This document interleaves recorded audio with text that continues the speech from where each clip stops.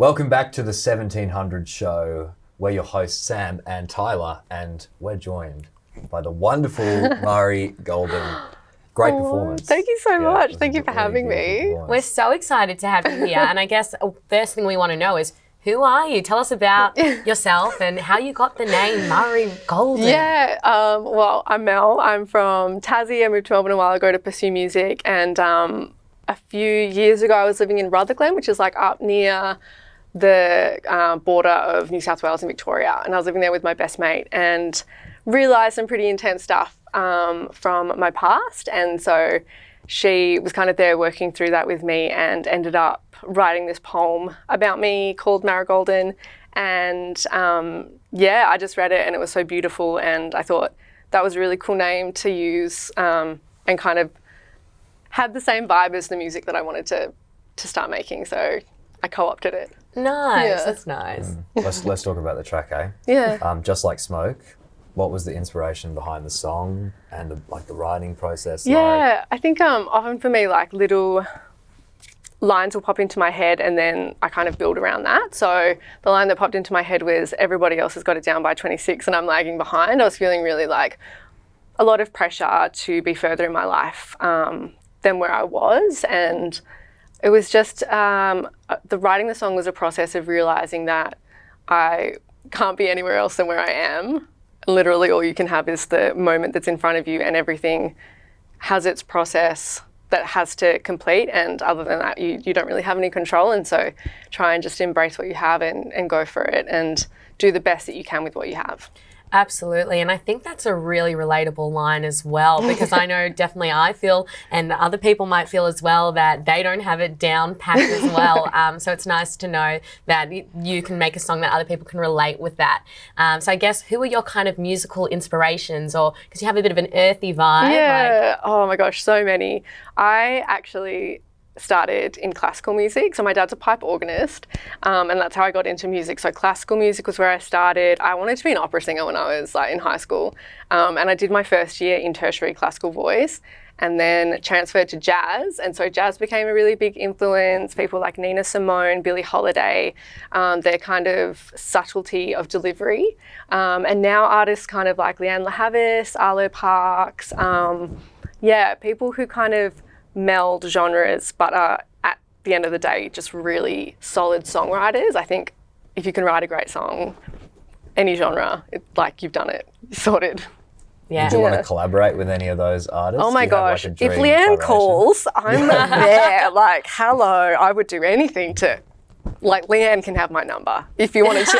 That's it. I would love she's probably watching. Yeah, so 100%. Definitely. I'll call her after this. So you have quite a versatile voice then. If you do opera and jazz, and I mean, Just Like Smoke, so beautiful and subtle, as you said. Yeah. But do you have anything else that's coming out that's going to feature a big kind of belting range? Or? Yeah, I was actually working on some stuff today that's a little bit more. It's kind of electronic pop meets. It's got some of those more soul funk vibes.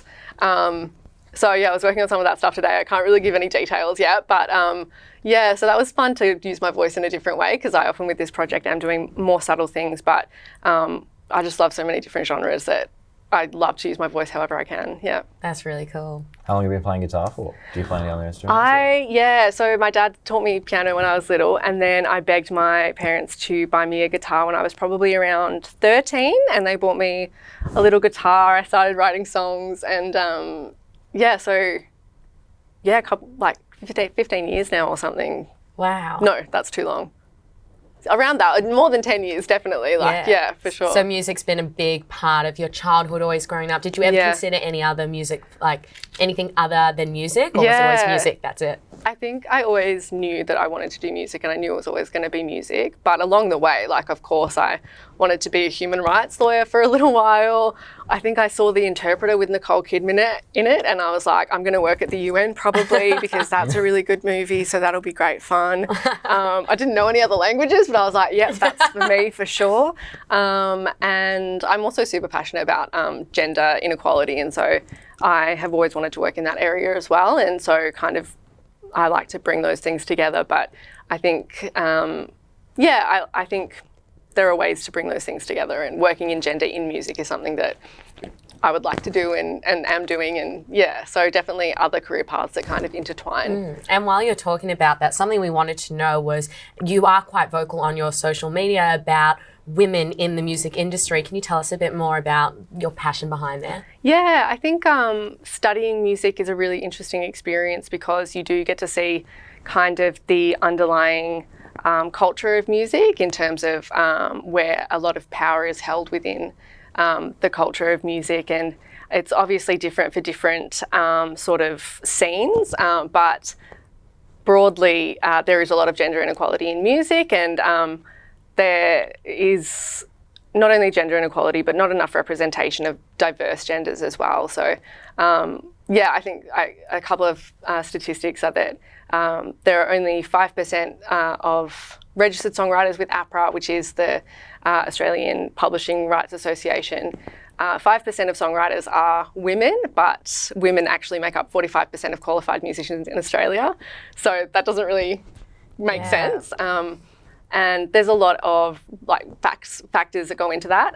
But I think at the end of the day, it's something that's not addressed enough, and it's something that we don't really like talking about because we do see women quite a bit, but it's a complex issue, but it's something that needs to be addressed, and we need more data to be able to do that. So hopefully we're on the way to doing that. Yeah, absolutely. Yeah. Are there any local female artists within Australia that you want to shout out? Oh, 100%, absolutely. So most of my favourite artists are Melbourne-based. So some of my favourite artists are Ilauda, she's an amazing Melbourne artist, Velvet Bloom, Hannah McKittrick, who else have we had? Gaia Scarf, who else? Yeah, I've like so many artists and so many amazing artists in Melbourne. So definitely try and like, if you can, get out to the live scene and support them. Absolutely. So do you have any upcoming performances in the live scene? Yeah, absolutely. So I've got a gig next Friday night on the 16th at Pride of Our Footscray in Footscray, supporting Louise Gould's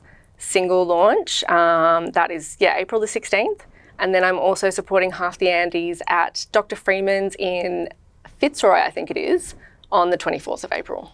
Awesome. And will you be singing Just Like Smoke? Yeah, definitely. So tell us a bit more about that song. Like, what does it mean to you? And like, tell us more about the lyrics as well. Yeah, well, the lyrics, I think it starts in a place where it's like very self-reflective and very internal about me kind of realising how I can use my experiences and also my privilege as well as like a white cisgendered person to create more equality in the spaces that I inhabit, and try and not be so hard on myself about the things that I can't control.